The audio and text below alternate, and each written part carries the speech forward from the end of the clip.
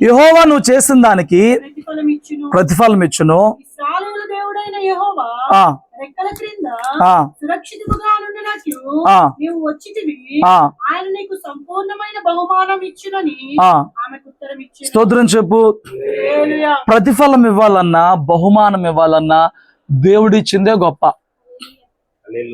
ఎవరిచ్చింది గొప్ప అండి? దేవుడిచ్చింది గొప్ప. మనుషులు ఇచ్చారా అది వేరేగానే ఉంటుంది. మనుషులు ఎప్పుడైనా నీకు ఒక గిఫ్ట్ ఆఫర్ చేశారంటే దాని వెనకమాల వాడు 10 రూపాయలు ఇస్తున్నాడంటే 100 రూపాయలు లాగెత్తాడు. ఊరికే ఎవరికేం ఇవ్వరు. కానీ దేవుడు నువ్వు చేసిన తర్వాత నువ్వు చేసిన దానికి మించిన బహుమానం ఇస్తాడు. నువ్వు చేసిన దానికి, అడిగిన దానికి, ఊహించిన దానికి మించిన బహుమానమే దేవుడు నీ జీవితానికి ఇస్తాడండి. దేవుడిస్తే దాన్ని ఎవ్వరూ ఎప్పటికీ తీసివేయలేరు. దేవుడిస్తే దాని విషయంలో ఎంతమంది ఒకటైనా ఎంతమంది కుళ్ళుకున్నా దాన్ని తీసేయలేరు. చూడండి, దానియేలు శత్రు దేశంలో ప్రధానమంత్రిగా ఉండడం చాలా మంది నచ్చలేదు. నచ్చిందా? కానీ దింపేద్దామని చూశారు, చంపేద్దామని చూశారు, సింహాలగంలో పడేద్దామని చూశారు, పడేశారు. ఎన్ని చేసినా ఆ సింహాసనం మీద నుంచి అతను కదిలించగలిగారా అనంటే కదిలించలేకపోయారు.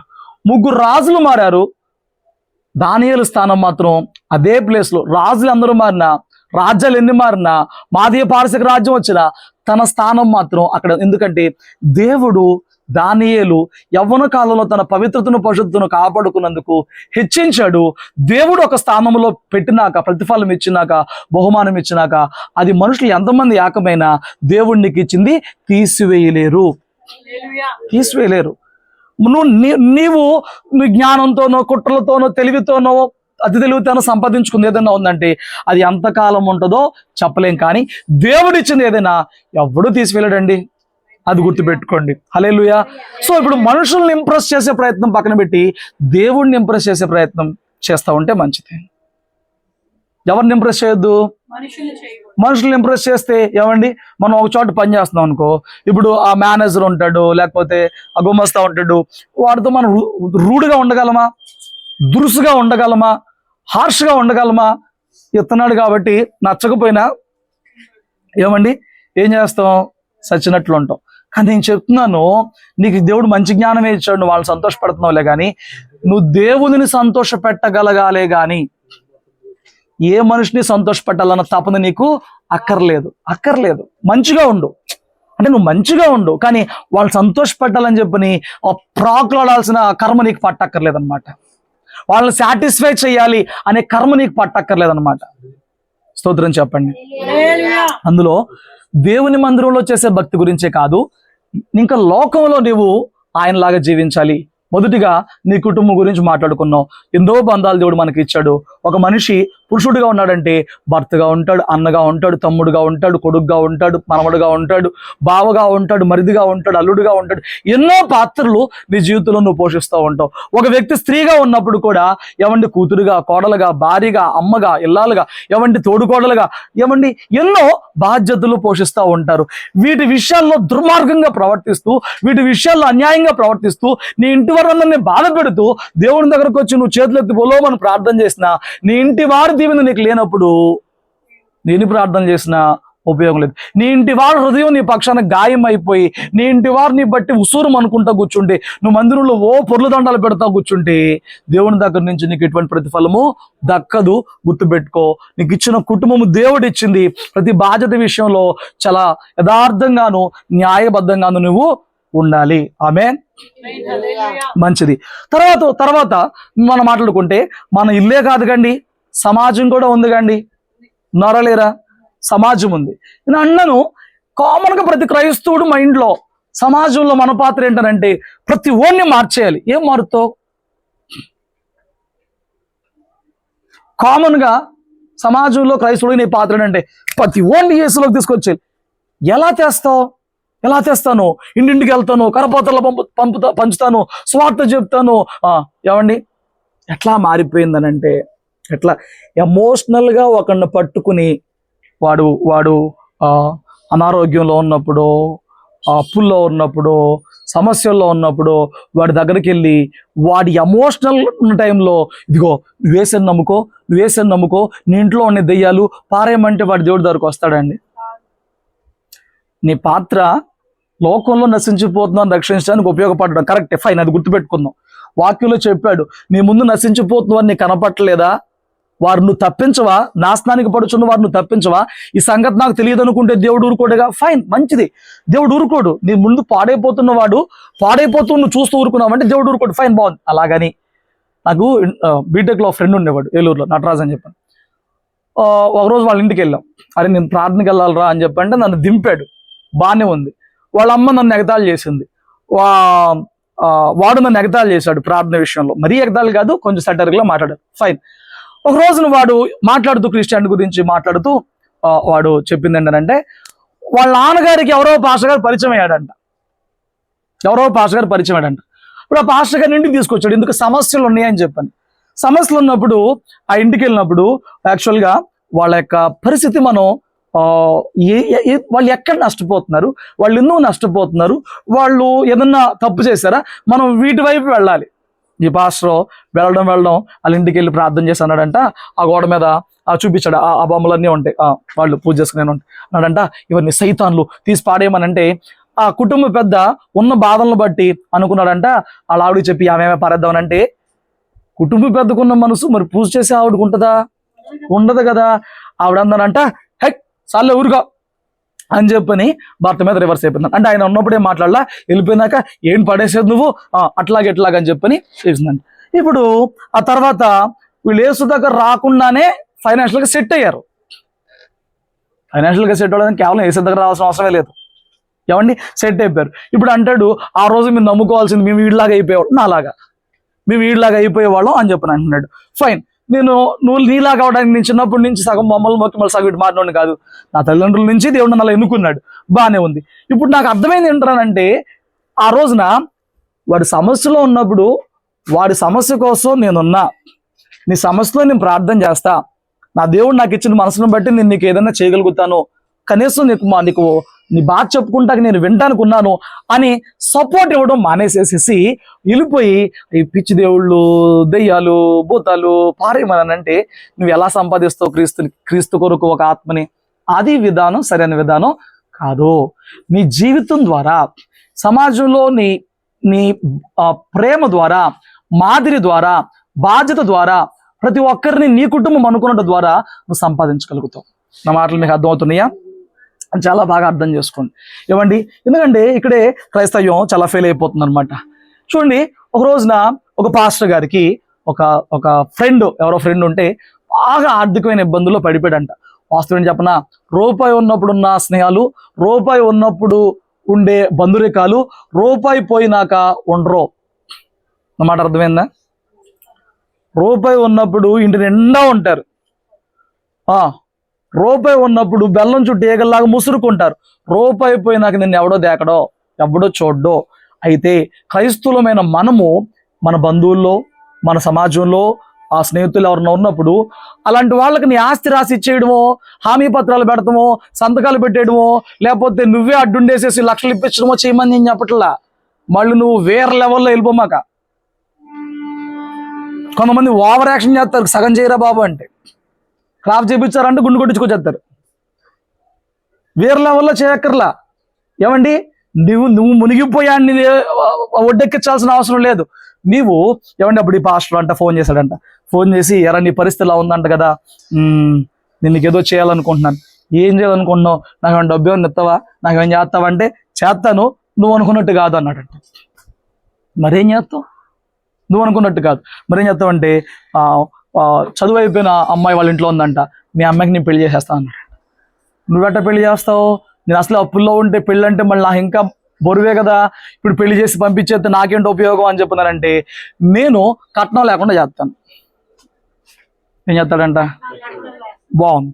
తర్వాత నువ్వు పాస్టర్ కాబట్టి అదును చూసి ప్రార్థనకి ఇచ్చిన కూతురు కట్టిపెట్టేద్దాం అనుకుంటామంటే నేను అట్లాంటి పని ఏం చేయను, నీవు కోరిన విగ్రహ ఆరాధనలో నుంచే నేను పెళ్లి చేస్తానని చెప్పన్నాడంట. ఇప్పుడు అటు పక్కన వ్యక్తి ఆఫర్ ఎందుకు కాదంటాడండి? ఏమండి అప్పుడు ఇటు పక్కన ఈ సామాజిక వాదుల్లాగా ఉంటారు కదా, అలాంటి కుర్రోణను పట్టుకుని, అంటే నేను కట్నం తీసుకోనని చెప్పిన కుర్రోణను పట్టుకుని కుమార్తెను చూపించి మంచి అమ్మాయిరా నా స్నేహితుడి కూతురు అని చెప్పి భరోసా ఇచ్చి పెళ్లి చేశాడంట. పెళ్లి చేశాడు, కట్నం లేదుగా, ఖర్చు లేదు, ఆశ్చర్యంగా పెళ్లి అయిపోయింది. ఆ పిల్ల సెట్ అయిపోయింది, పిల్లలు పుట్టారు. ఈ పిల్ల వెళ్ళిపోయింది. ఎట్లాగో వీళ్ళు కొంచెం సెటిల్ అవుతున్నారు. సెట్ అవుతున్నారు. కొన్ని రోజులకి ఆ స్నేహితుడికి ఆలోచన వచ్చిందనంట. ఈ ఫ్రెండ్కి ఫోన్ చేసి, ఒరే నువ్వు ఒక పట్టాను పాస్టర్వి, నువ్వు అనేకులను మారుస్తూ ఉంటావు. మరి మొన్న నేను అప్పులో ఉన్నప్పుడు, అంత బాధలో ఉన్నప్పుడు నాకేమి నువ్వు అదేమన్నా నమ్ముకోరా, నీ ఇంట్లో పారేరా, నువ్వు ఇలాంటి ఏమైనా చెప్తావని చూశాను. ఎందుకంటే మీ బుద్ధి లాంటిదే కాబట్టి. ఏంటిది అట్లా తయారయ్యాం కదా, మీ బుద్ధి లాంటిది కాబట్టి అనుకున్నాను.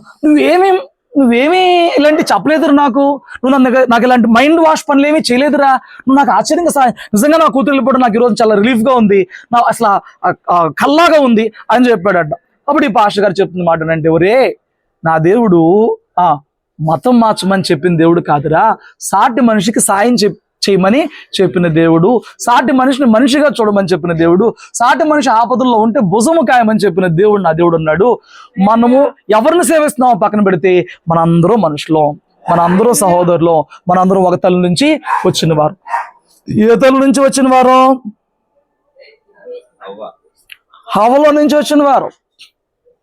ఏమండి ఈ రోజున కొంతమందికి ఏమండి నా అనే ఆ బౌండరీ ఉంటుంది అనమాట. ఏంటి నా అనే బౌండరీ? నా వాళ్ళు, నా ఇల్లు, నా తండ్రి కుటుంబం, లేదా నా కులం, నా ఇంటి పేరట, ఇదంతా ఉంటుంది అనమాట. నేను అంటున్నాను, నీ ఇంటి పేరట అయితే కాకపోతే వాళ్ళు వేరే గ్రహం నుంచి వచ్చారా? వాళ్ళు ఎక్కడి నుంచి వచ్చారు? మూలానికి వెళ్తే ఎక్కడి నుంచి వచ్చావని అందరూ? నువ్వు బైబిల్ నమ్మే బిడ్డవైతే అందరూ ఎక్కడి నుంచి వచ్చావు? అందరూ ఒక ఇంట్లో ఉండలేంగా, అలాగే అందరం ఒక ఊర్లో ఉండలేంగా. ఊర్లు విడిపోయినాయి, పేర్లు విడిపోయినాయి, గుర్తింపుల కోసం కొందరు ఇంటి ముందు ఊరి పేరు వచ్చింది, కొందరు ఇంటి ముందు చేతి పని పేరు వచ్చింది, కొందరు ఇంటి ముందు పని మన వాళ్ళు పెట్టిన పేర్లన్నీ వచ్చేసినాయి. ఆ టైంలో రూపాయిని బట్టి పేర్లు పెట్టరు కొంతమంది పని మన వాళ్ళు, చెప్పకూడదే అని. ఆ పేర్లన్నీ వచ్చేసినాయి అనమాట. ఏమేమి పేర్లు ఉంటాయో పాపం, కొందరు చెప్పుకుంటా గర్వంగా ఫీల్ అవుతారు, కొందరు చెప్పుకుంటా బాధపడతారు. అలాంటి పేర్లన్నీ పెట్టేసి విభజన చేస్తారు. ఎంత విభజన చేసినా కోస్తే వచ్చేది రక్తమే, అంతే కదా. ఎంత విభజన చేసేసినా ఏ కంట్రీలో ఓడైనా రెండు కాళ్ళే ఉంటాయి, రెండు చేతులే ఉంటాయి, అన్నీ ఒకేలా ఉంటాయి. కోస్తే రక్తం వచ్చింది, అందరూ మనుషులే. అది గుర్తుపెట్టుకోవాలి. హల్లెలూయా. కాబట్టి సమాజంలోని తోటి వారిని ఎప్పుడూ కూడా మతంతో విడగొట్టమాక, వర్గంతో విడగొట్టమాక. ఏమండి సమాజంలోకి వెళ్ళినప్పుడు ప్రతి ఒక్కరిలో క్రీస్తుని చూడగలగాలి. ప్రతి ఒక్కరిలో వాడు క్రీస్తుని నమ్ముకుంటేనేనా? కాదు. ఈ మధ్య ఇలా తయారయ్యారు. ఏంటంట, నువ్వు గుడి దగ్గర పెట్టావు, నేను ఎదుటి పుట్టేది, గుడి దగ్గరకు వచ్చి మీరు వ్యాపారాలు చేస్తారేంటి? అది వ్యాపారం, అది జీవనోపాధి పని, అది చేతి పని. మన మనుషులు అన్నాక ఒక వృత్తి ఉండాలి, మనుషులు అన్నాక ఒక చోట బ్రతకాలి, మనుషులు అన్నాక ఒక వ్యాపారం చేసుకోవాలి. ఏమండి దానికి కూడా ఎప్పటి నుంచో ఉన్నారు, ఆ గుడి దగ్గర ఉంటున్నారు, వాళ్ళదే వ్యాపారం చేసుకుంటున్నారు. వాళ్ళ అమ్మ అన్యురాలు, ఈ కూతురు ప్రార్థన, వాళ్ళ కూతురు ఆ చోట వచ్చి అమ్ముతుంది. నాది కాదండి మా అమ్మదని చెప్పి నొత్తునవ్వు కొట్టుకుంటుంది. బట్ ఏమండి నోటికాడ కూడు లాగేది మతమా? నోటికాడ కూడు లాగమన్నవాడు దేవుడా? నన్ను పెట్టమన్నాడు దేవుడు, ఆదరించమన్నాడు దేవుడు, ప్రేమ చూపమన్నాడు దేవుడు అవుతాడు. కానీ నోటు కాడతో లాగి పడేయండి. ఏమండి మనము ముస్లింల దగ్గర కొనొద్దు, మనము క్రిస్టియన్స్ దగ్గర కొనొద్దు, మనము హిందువుల దగ్గర కొనొద్దు అని అంటే ఎక్కడికి పోతాం? ఏమండి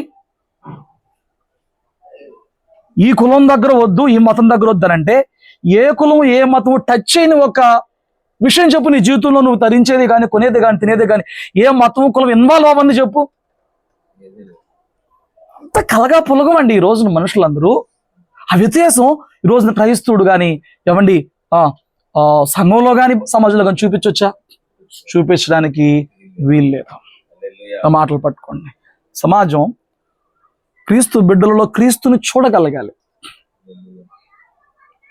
ఏమండి ఒక పేరు పెట్టారు, జాంబీలు అంట. ఎవరో క్రైస్తవులు అందరూ జాంబీలు అంట. జాంబీలు తెలుసా? జాంబీకి వైరస్ సోకింది అనుకో, అది ఇంకొకరు గరిస్తే ఆడికి వైరస్ వచ్చింది అనమాట. క్రైస్తువులు జాంబీలు అంట. ఎందుకురా అంటే ఇప్పుడు ఇంకొకటి గరుస్తాడంట. అలా తయారు చేసింది మనమే. క్రైస్తవ్యాన్ని అలా చూపెట్టింది, బూచిలాగా చూపెట్టింది మనమే.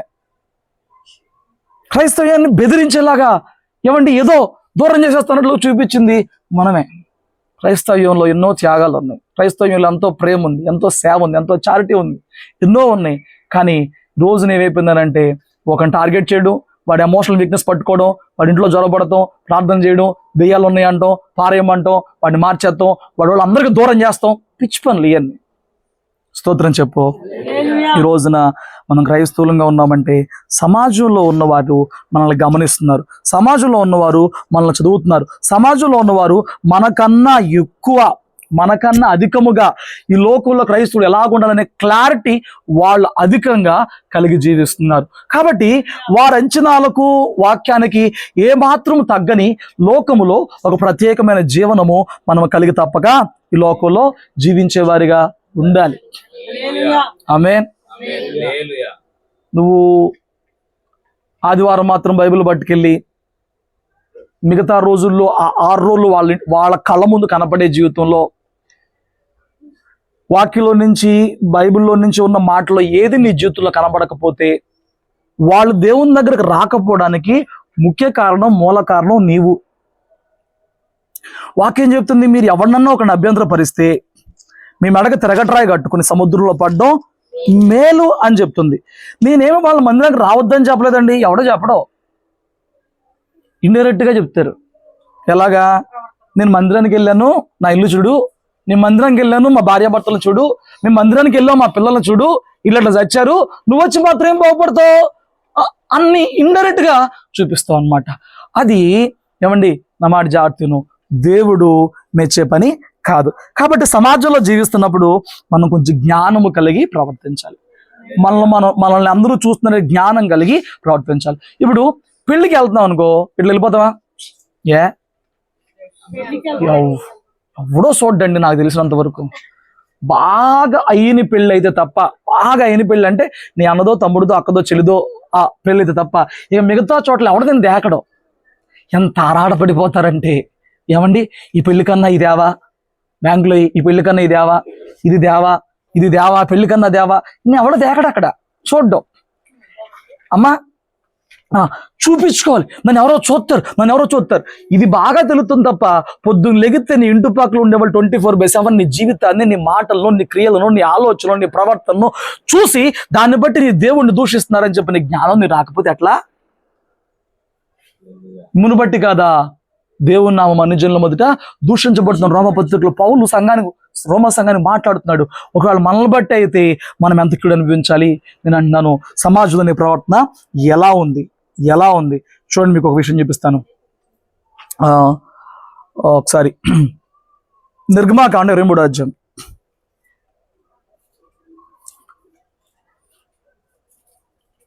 23వ అధ్యాయం మొదటి మాట నుంచి చదివిపెట్టండి. లేని వార్తను పుట్టింపకూడదు, అన్యాయపు సాక్ష్యమును అనుకుటకై దుష్టునితో నీవు కలియకూడదు. చూడండి, క్రైస్తవుల్లో వండుకోని విషయం సమాజంలో చేరి సమాజంతో చేరి ముసలమ్మ ముచ్చట్లో అవి అపవిత్రం అని వాక్యం చెప్తుంది. ఏంటిదండి అది? ముసలమ్మ ముచ్చట్లో. నా చిన్నప్పుడు ఒక పాట పాడు, కట్టి పెట్టి పాట పాడేవాడు. ఎన్ని పాటలకే లేండి, నిజం కదా, మనం పాడే ఎన్ని పాటలకే జీవితంలోకి రావు. సో ఇప్పుడు ఈ ముసలం ముచ్చట్లో జరిగే గొప్ప ప్రమాదం అంటే చెప్పనా, లేని మాటలు నమ్ముతాం, లేని మాటలు పుట్టిస్తాం, లేని మాటలు స్ప్రెడ్ చేస్తాం, అపవిత్రమైనవి. చూడండి, దేవుని వాక్యం కరాఖండిగా చెప్తుంది, లేని వార్త నమ్మకూడదు, పుట్టించకూడదు. నీకు ఎవడన్నా చెప్పాడనుకో ఒక విషయం, ఏదైనా చెప్పారనుకో, ఇప్పుడు నేను ఇలా చెప్తా, ఇప్పుడు సంఘం ముందు నేను మాట చెప్తా, ఏమని చెప్తాను, మీకు సోనీ గురించి ఏం తెలుసు? సోనీ ఎంత ప్రార్థనాపరురాలంటే సంఘంలో ఎవడో సరిపోడు, ఎందుకు మీ బతుకులు అని. ఇప్పుడు నేను ఒక మనిషిని పెట్టి ఆ మనిషిని పొగిడి మిగతా వాళ్ళు తిట్టినప్పుడు ఆ మనిషిలో ఉన్న మంచిని ఒప్పుకుంటా నీ మనసు ఒప్పుకునిద్దా? పెద్ద పెద్ద అది ప్రార్థన అంట, పెద్ద మాత్రం యాక్సెప్ట్ చేయదు. నేను ఆ మనిషి లేనప్పుడు అమ్మో మన సోని గురించి ఒకటి తెలుసుకున్నానమ్మా అని చెప్పన్నావు అనుకో, ఏంటిది ఏంటంట ఏంటంట ఏంటంట చెప్పదు ప్రాణం. ఏంటంట ఏంటి మొన్న ఫోన్లో ఏంటి ఆ పని, అసలు ఎవరు ఏంటి అని చెప్పింది అనుకో, అది నిజమా నాకొద్దు, అది అబద్ధమా నాకొద్దు, నేను 10 రూపాయలు నీకు ఇస్తే 100 రూపాయలు చేసి చూపించగలవు నువ్వు. తెలుసా? ఎవరితో? అన్యుల మధ్య. ఏం మాటలు? పిచ్చి మాటలు. ఏం మాటలు? ఏమండి వీటిని ఏమంటారు? రోమర్లో. తెలుగులో ఏమండి? తెలుగులో అన్నా ఏమండి ఈ మాటలు? నా మాట జాగ్రత్త విను. లేని వార్త ఒకరికి పుట్టించినప్పుడు అది ఒక వ్యక్తి క్యారెక్టర్, ఒక కుటుంబం క్యారెక్టర్, ఒక వ్యక్తి భవిష్యత్తుకు సంబంధించిన దెబ్బ గనక పడిందనంటే దేవుడు చూస్తూ ఊరుకునేవాడు కాదు. ఒకసారి పరిశీలన చేసుకో. రక్షణ పొందుకోక ముందైనా పొందుకున్న తర్వాత అయినా ఏ వ్యక్తి మీదైనా కలిపి చెరిపి వార్తలు ఏమన్నా స్ప్రెడ్ చేసావా? ఇది దేవుడు లెక్కేస్తాడు. మనుషులు ఎవరు లెక్కిరండి. వింటారు ఎంత చక్కగా వింటారు. చెవుల్లో ఏమంటే అమృతం పోసినంత హాయిగా ఉంటుంది. బాగా గుబులు పట్టే స్నానం చేస్తున్నారు ఎలా ఉంటుంది, పొల్లు తీసి నెట్టుతాను. అసలు ఈ లోపల నరాల్లో ఎంత హాయిగా ఉంటుంది, ఇటు ఎంత హాయిగా ఉంటుందో నిజం. ఏలు పెడితే తావదని అగ్గిపుల్ల పెట్టు, ఇయర్ బడ్స్ పెట్టు, ఇట్ట అంటే ఎక్కడ లేని హాయిగా ఉంటుందండి. కొంతమందికి వినడం అంటే అంత హాయిగా ఉంటుంది. గాసిప్స్, లేని వార్త, రూమర్స్, ఏమండి కలిపి చెరిపే మాటలు చాలా ఇష్టంగా ఉంటుంది. బాగుంటాయి. అక్కడ ఉండే వాస్తవం వేరు, నువ్వు స్ప్రెడ్ చేసే నిజము వేరు. దీని వలన ఆ వ్యక్తి మీద పడుతున్న మచ్చ, ఆ వ్యక్తి క్యారెక్టర్ మీద పడుతున్న ఆ మచ్చ, ఏమండి వారి మీద జనాల్లో పుడుతున్న అభిప్రాయము, నేను అంటున్నాను, నువ్వు ఎప్పటికీ కూడా తీసివేయలేవు. దాన్ని తగిన కీడు నువ్వు అనుభవించాల్సి వచ్చింది. నా మాట జాగ్రత్తనండి. ఒక రోజున నేను మీకు ఇంత ముందు కూడా చెప్పాను, యేసన్న గారు సేవ చేస్తున్నప్పుడు ఆ ప్రాంతంలో ఆయన మధ్యాహ్నం పూట వాక్యానికి సిద్ధపడి వాక్యానికి వచ్చాడంట. ఆయన వాక్యానికి వచ్చినప్పుడు, వాక్యం జరుగుతున్నప్పుడు ఆ కూడిక చివరిలో ఒక వ్యక్తి ఎవరో అడ్డుగా వెళ్తే యేసన్న గారి గదిలో మల్లెపూలు అక్కడ పడిపోయి నలిగిపోయి ఉంటూ చూశారంట. ఏమున్నాయండి? మల్లెపూలు నలిగిపోయింది. మల్లెపూలు ఉన్నంత మాత్రాన మనిషి అడ్డోడు అవుతాడా? నాకు మల్లెపూలు పిచ్చండి.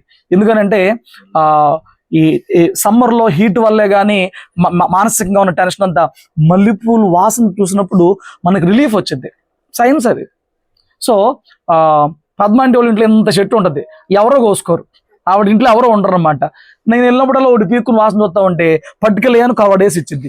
తీసుకెళ్ళి చర్చిలో బలిపేట మీద పెట్టుకుని 4 పక్కలు వేసుకుని పడుకుంటా. హాయిగా వాసన వచ్చింది. మరి మీకు ఎలాగైనా అర్థం చేసుకోండి, వాసన వచ్చింది. ఇప్పుడు నేను ఉండను, ఎవడో వచ్చి తలుపు తీస్తాడు. ఇప్పుడు ఏమనుకోవచ్చు? చర్చిలో కూడా అనుకోవచ్చా?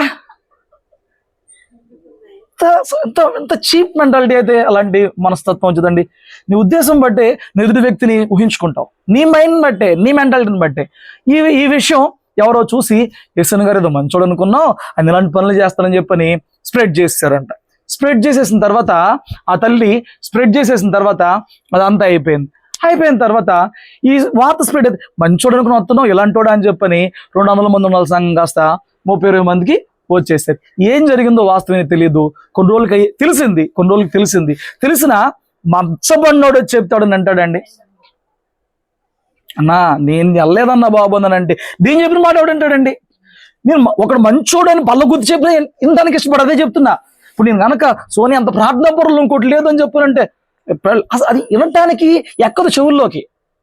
కర్ణ కఠోర బూతుల్లాగా ఉంటాయి. మంచి చెప్తే ఎదుటోళ్ళు మంచోడని చెప్తే, అదే చెడ్డదని చెప్పు అది ఏంటో సైతాంతనం. ఏమండి అప్పుడు కొన్ని రోజులకి ఆ ఊర్లో నుంచి వివాహం అయి వెళ్ళిపోయిన అమ్మాయి పుట్టింటికి వచ్చి మందిరానికి వచ్చి చూస్తే 20 మంది ఉన్నారంట. అప్పుడు తల్లిని అడిగిందంట, ఏంటమ్మా 20 మంది ఉన్నారు, ఏం జరిగింది అని చెప్పి నన్ను అడిగితే అప్పుడు తల్లి చెప్పింది, అమ్మా ఏం లేదు, ఇలా యేసన్న గారి మీద ఒక రూమర్ వచ్చింది. ఏమని వచ్చింది? ఇలాగ వచ్చింది, ఆయన ఏదో తప్పు చేశాడని. ఏం చేశాడంట ఇలాగా చెప్పిందని డీటెయిల్డ్గా. అప్పుడు ఈ అమ్మాయి ఆశ్చర్యపోయి, అమ్మా అది అలా తప్పుగా వెళ్ళిందేమో, వాస్తవం నేను చెప్తాను నిన్ను అని చెప్పి ఈ పిల్లకు ఒక చిన్న పాప ఉంటే కొన్ని నెలల క్రితం పుట్టింటికి వచ్చినప్పుడు పాలు ఎత్తానికి ప్లేస్ లేక ఆ గదిలోకి వెళ్ళి పాలు ఇచ్చిందంట. పాలు తాగుతున్నప్పుడు ఆ పిల్ల తల్లి జాడలో పూలు ఆగేసిందంట, కింద పడిపోయినాయి. ఇప్పుడు ఏమైంది, ఈ తల్లి చూసుకోకుండా లేచి వచ్చేసేసింది. అది ఎవడో పనికి మాల కళ్ళు ఉన్నాడు, పచ్చ కామెరలు ఉన్నాడు చూశాడు, అది పచ్చ కనపడింది, మొత్తం గబ్బు గబ్బు చేసాడు. ఈ విషయం ఈ తల్లికి తెలిసిన తర్వాత, ఈ తల్లి ఇంకొకరు చెప్పిన తర్వాత దాన్ని ఎవరు స్ప్రెడ్ చేశారో నేను ఎవరితో మాట్లాడుతాను. నేను ఈ బిడ్డ చెప్పిన తర్వాత అసలోడికి చెప్తే ఇప్పుడు అసలోడికి పశ్చాత్తాపం వచ్చి లెంపలు వేసుకుని యేసన్న గారి దగ్గరికి వెళ్ళి, అయ్యా యేసన్న గారు తప్పు జరిగిపోయింది, మరి ఆ రోజున ఇలా జరిగితే ఇలా అనుకుని ఇలా జరిగిపోయింది, నన్ను క్షమించండి అన్నారంట. భలే పని, ఎందుకు క్షమించు? కన్ఫామ్గా క్షమిస్తాను, తప్పకుండా క్షమిస్తాను. నువ్వు పని చేయి, నువ్వేం చేస్తావంటే కిందకి వెళ్ళి నా దుండి తీసుకుని ఆ దుండిని డాబాపైకి తీసుకెళ్ళి మొత్తం చింపేసేసి అందులో ఉన్న దూదంతా గాలి ఎగరేసాను. ఈ మనిషి అనుకున్నాడంట, ఏమనుకున్నాడంటే పాపం ఏడ్చి ఏడ్చి ఏడ్చి ఏడ్చి ఆ దుండంతా కన్నీళ్ళు గార్చేసి ఉంటాడు పడుకున్నప్పుడు ప్రార్థన చేసినప్పుడు, ఇక అది జ్ఞాపకం లేకుండా పారేయమంటున్నాడు కదా, ఏదో బాగుందని చెప్పని వెళ్ళిపోయి పైకి తీసుకెళ్ళి అదంతా చక్కగా చింపులు చేసేసి గాలికి ఎగరేసి పారేసేసి తిరిగి వచ్చి, అమ్మయ్య యేసన్న గారు పారేస్తానండి అని అంటే, వెళ్ళి మొత్తం పట్టరా అన్నాడు. వెళ్ళి మొత్తం పట్టరా అన్నాడంట. మొత్తం పట్టరా, ఇది ఎలా సాధ్యమైందనంటే, నువ్వు కొన్ని నెలల క్రితం నా మీద హోంవర్క్ చేసావు, ఇప్పుడు ఈరోజు నువ్వు నాకు వచ్చి సారీ చెప్తున్నాను, నిన్ను క్షమిస్తాను, కానీ నా మీద వచ్చిన ఆ మచ్చ ఏమండి జనాలలో స్ప్రెడ్ అయిపోయింది, అది ఎలా పోయిద్ది? అది ఎలా సాధ్యమైద్ది? పోదుగా.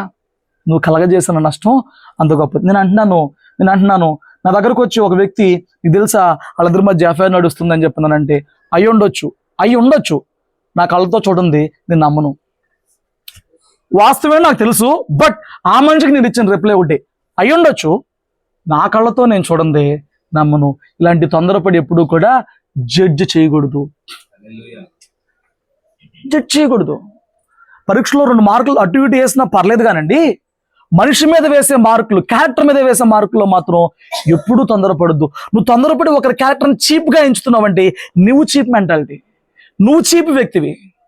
ఏమండి, కొందరు వాళ్ళ చీప్ మెంటాలిటీని బట్టి ఆ వ్యక్తుల్ని త్వరగా జడ్జ్ చేసి వార్తలు స్ప్రెడ్ చేస్తే, కొందరు వాళ్ళిద్దరి మధ్య సంఘర్షణ వచ్చినప్పుడు ఒకరిద్దరి మధ్య ఇప్పుడు నాకు చిట్టక్కి బాధ కలిగింది, నాకు చిట్టక్కి నొప్పి కలిగింది. ఇప్పుడు నొప్పి కలిగేటప్పటికి మరి ఇన్ని రోజులు ఆవిడ పర్సనల్స్ నాకు తెలుసుగా, ఒక రోజు నా ఆయన గురించి నా దగ్గర ఈ మాట ఉంది, ఇప్పుడు నేను అలా ఆయనకే చెప్పేస్తాను. ఎందుకు అలాగా? మళ్ళీ మామూలుగా చెప్తానా? 10 కలిపి చెప్తాను. ఎందుకు అలాగా? అదే క్రైస్తవుడిగా ఈ రోజున లోకంలో జీవిస్తున్నావు తప్ప లోక రీతిగా జీవిస్తున్నావు, క్రైస్తవుడిగా జీవించట్లేదు. దేవుడి చూడలేదు అనుకుంటున్నావా? దేవుడి లెక్క పెట్టలేదు అనుకుంటున్నావా? నీ వలన ఇతరుల హృదయానికి జీవితాన్ని కలుగుతున్న మచ్చ, గాయము, నొప్పి, రహస్యంగా వాళ్ళు కార్చే కన్నీరు, వాళ్ళు పడే వేదన, బాధ నీకు తెలియకపోవచ్చు, నీ చుట్టుపక్కల వాళ్ళు తెలియకపోవచ్చు. రహస్యాలు ఎరిగిన దేవుడు అన్నీ చూస్తున్నాడు. జాగ్రత్త. నేను ఒకటి చెప్పనా, నీ బిడ్డ తప్పు చేస్తే కడుపులో పెట్టుకుంటావే, కళ్ళ ముందు ఎవరు తప్పు చేసినా దమ్ముంటే వెళ్ళి పర్సనల్గా గద్దించు. నువ్వు దమ్ముంటే చేయాల్సిన పని చెప్పనా, పర్సనల్గా వెళ్ళి ఇలా నాకు ఒక చెప్పా కదా, నాకు ఇలాగ ఒకళ్ళు చెప్పారు, నేను ఆ వ్యక్తి దగ్గరికి వెళ్ళా, ఇదిగో నీ మీద ఇలాగ వచ్చింది, నువ్వు ఇలాగ పలానా వ్యక్తితో ఇలా అని చెప్పి తెలిసింది, నిజమో కాదు నాకు తెలియదు, నీకు పిల్లలు ఉన్నారు, నువ్వు చేసిన కీడు పిల్లల మీద పడిపోద్ది, నాశనం అయిపోతారు పిల్లలు, జాగ్రత్త అని చెప్పా. నాకేం భయం లేదు, నాకేం భయం, పడిపోని.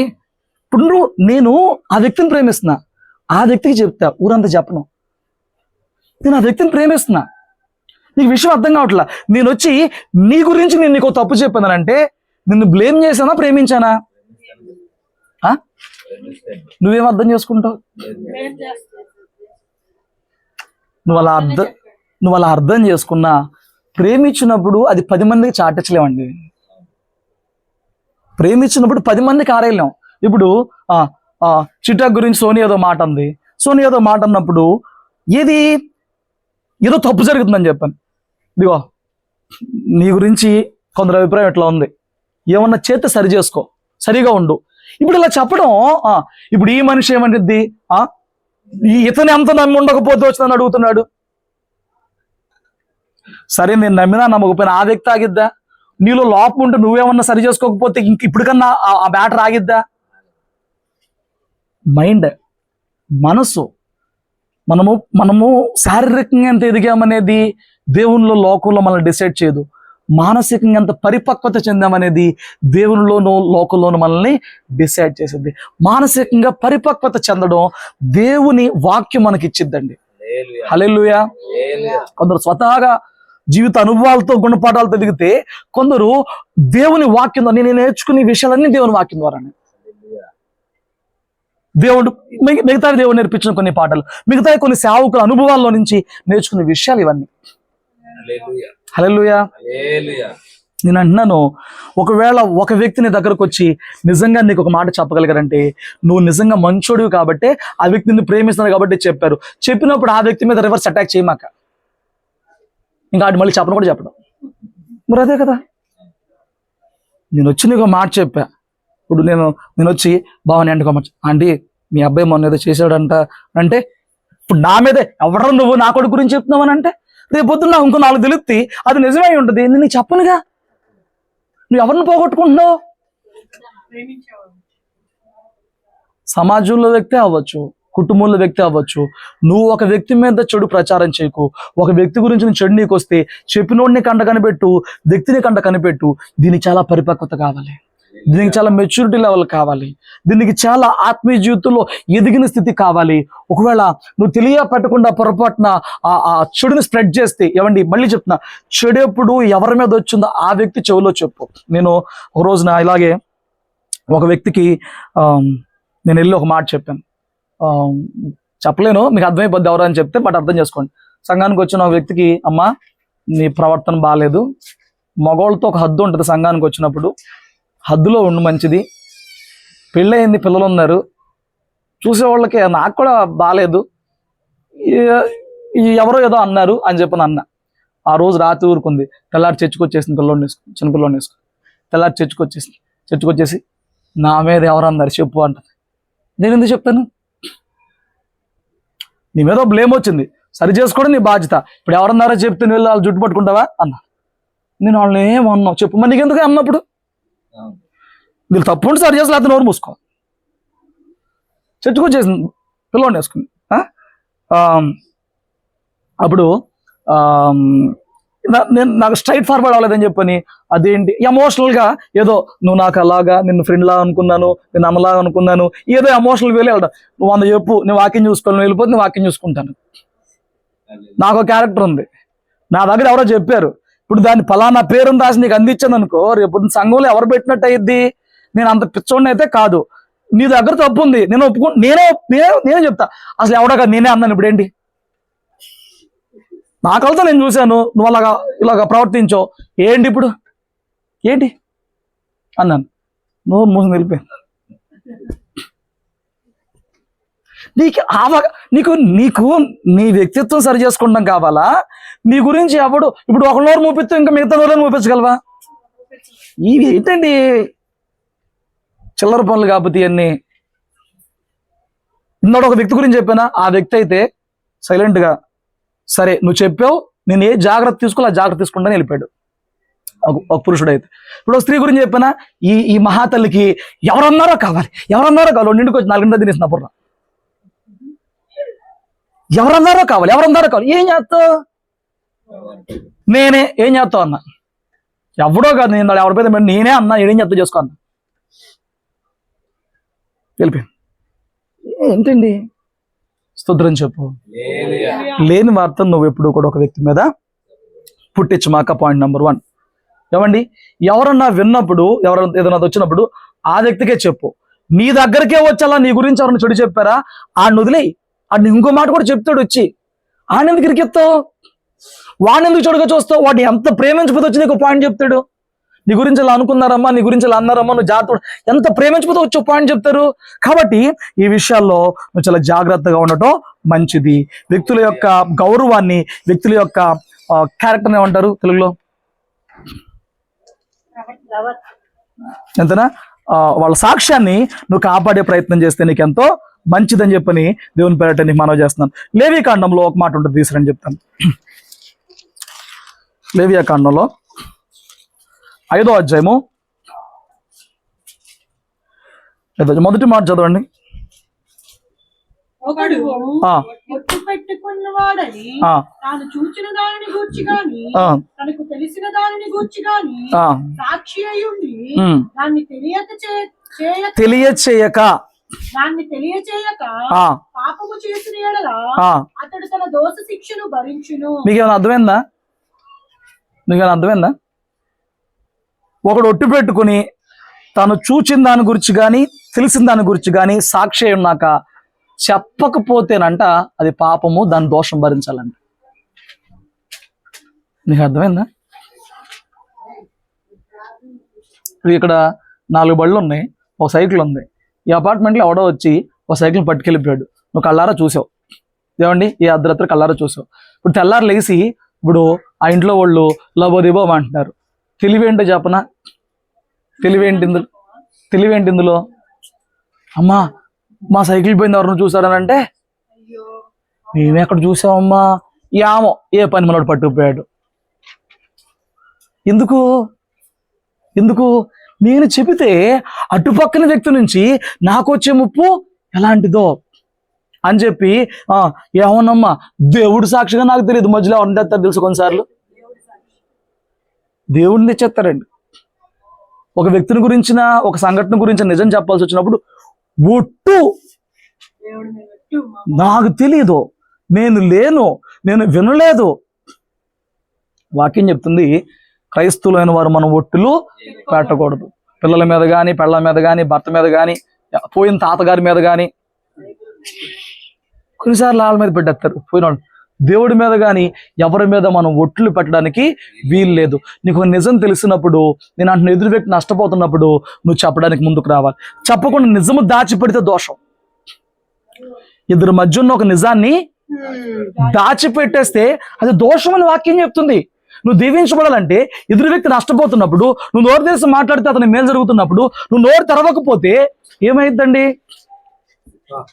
అది నీకే దోషం అని వాక్యం చెప్తుంది. స్తోత్రం చెప్పండి.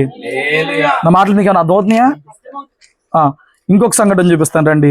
ఇది మరీ హెవీగా ఉంటుంది, ఇది చాలా కొంచెం లోతుగా ఉంటుంది, మీరు చాలా జాగ్రత్త పట్టించుకోవాలి. లేవియకాండం 6వ అధ్యాయం కొంచెం పక్కకు తిప్పితే బాగా చెప్తున్నావు పెట్టు. మొదటి నుంచి కొన్ని మాటలు చదవండి. మరియు యెహోవా మోషేకు ఇలాగు సెలవిచ్చెను. ఏంటంట? ఒకడు యెహోవాకు విరోధముగా ద్రోహము చేసి పాపినైన ఎడల. చూడండి, ఇది చాలా, ఈ గ్రంథాలు మీరు చాలా లోతుగా మైండ్ పెడితే అర్థంగా నేను చెప్పినప్పుడు ఏనండి మళ్ళీ మీకు రాదు అవకాశం. యెహోవాకు విరోధముగా ద్రోహము చేస్తే పాపి అయితే, ఇక్కడ రాయబడిన మాట ఏంటి? దేవునికి విరోధంగా పాపం. దేవునికి విరోధంగా పాపం అన్నప్పుడు మందిరంలో ఏమన్నా దొంగతనం చేశానా, సేవకుడిని ఏమన్నా తిట్టానా, వ్యభిచారం అనే పాపం చేశానా? ఎందుకంటే యోసేపు చెప్పాడు, నా దేవునికి విరోధంగా పాపం. వ్యభిచారం అనే పాపం దేవునికి విరోధమైన పాపం. అది దేవునికి విరోధం. వ్యభిచారము, విగ్రహారాధన దేవునికి విరోధమైన పాపాలు ఇవి. సో ఇప్పుడు నువ్వేమన్నా యెహోవాకు విరోధమైన పాపం అంటే ఏమనుకుంటున్నావో చూడండి, ఇక్కడ ఇంకా క్లియర్ గా చెప్తాడు. అనగా సాయి సౌండ్ చేయకు. అప్పగించబడినది. చూడు 3 పాయింట్లు చెప్తాడు ఇక్కడ. ఏంటంటే అప్పగించబడింది ఒకటి, 2 రెండోది ఏంటిది? తాకట్టు ఇచ్చిందే గాని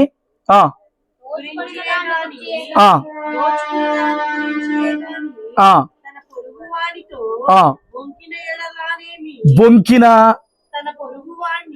బలాత్కరించిన,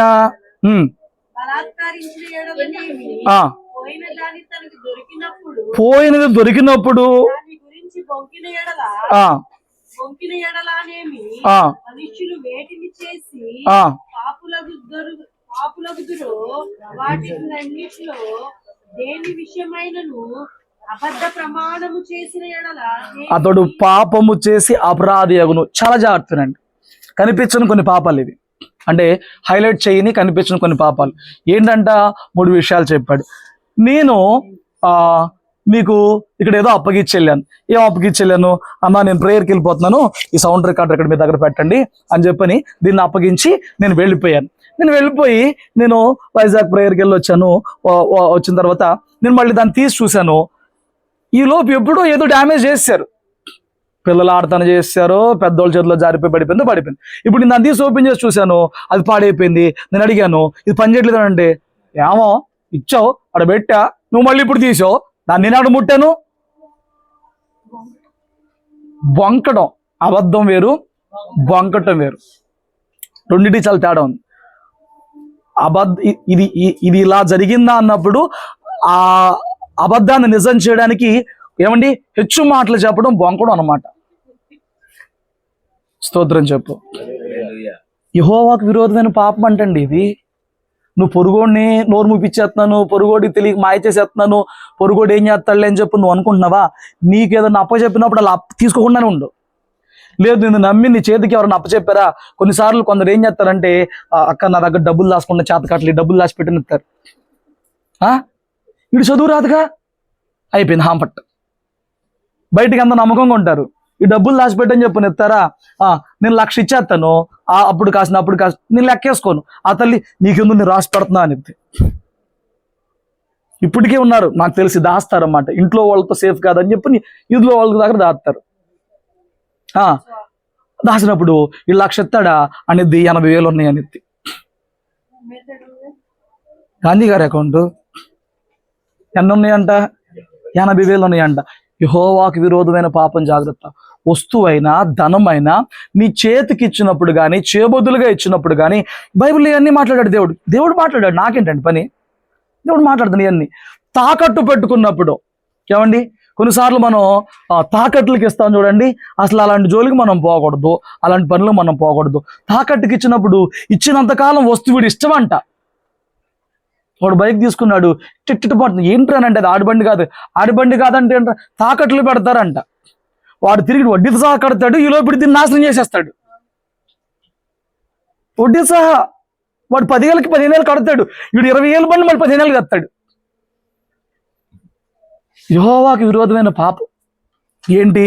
తర్వాత దోచుకొనడం కానీ, దొరికిపోయింది దొరకడం కానీ. వాడి దగ్గర పోయింది, నీకు దొరికింది. వాడి దగ్గర వస్తువు పోయింది, నీకు దొరికింది. ఇప్పుడు ఏమంటావు? ఇది నాకు నాది, ఇది మా ఇంట్లో ఎప్పుడో కొనుక్కొచ్చాడు, ఎప్పటి నుంచో ఉంది, ఇప్పుడు నువ్వు చూసుంటావు.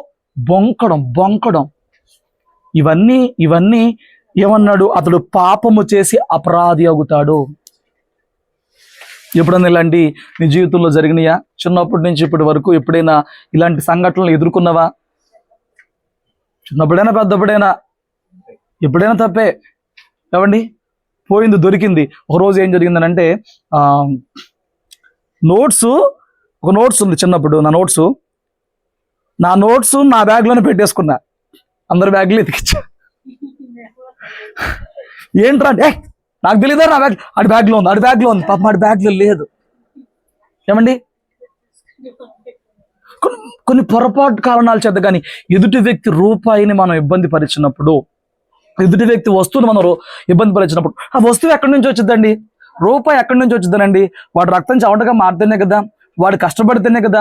ఇప్పుడు వాడి కష్టం, వాడి ప్రయాసని నువ్వు వృధాగా దోచుకునే ప్రయత్నం చేస్తే, దొరికినప్పుడు దోచుకుంటామైనా, లేకపోతే వాడు చూడనప్పుడు దోచుకున్నప్పుడైనా, తాకట్టు ద్వారా దోచుకున్నప్పుడైనా, లేకపోతే ఫస్ట్ ఏంటిదండి, నీకు ఏదన్నా దాచిపెట్టరా వస్తువు, నిన్ను నమ్మి నీకు చేతికి దాచిపెట్టరని ఇచ్చినప్పుడు కానీ, ఏమండి, ఎవరన్నా బండి ఇచ్చారు నీ చేతికి, పడేసో, ఏం చెప్పాలి? వచ్చిన తర్వాత ధైర్యంగా పడేసానని చెప్పాలి.